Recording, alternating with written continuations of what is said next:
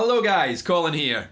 The word gain is used a lot by gear companies and guitarists alike, but it's often thrown around without due regard for what it actually means. Despite often being used interchangeably with the word distortion, gain and distortion aren't necessarily the same thing, as you can add gain without distorting your signal.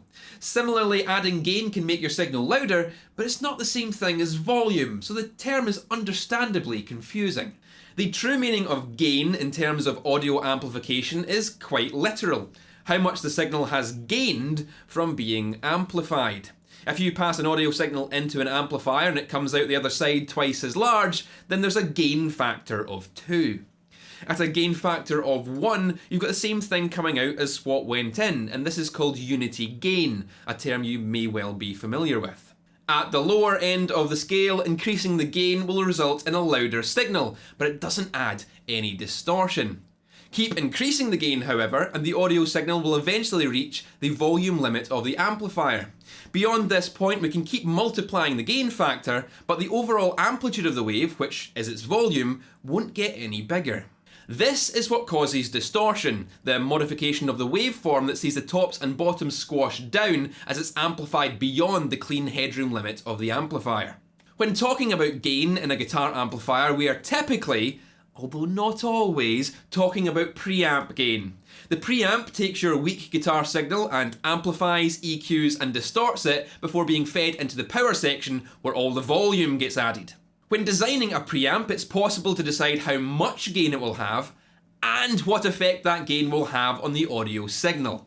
A low gain preamp design will ensure that the maximum possible gain does not exceed the clean limit of the preamp, giving a lot of amplification with minimal distortion. A high gain preamp, conversely, is designed in such a way that the clean limit is very quickly exceeded as gain is increased, so that the majority of the signal gain results in distortion.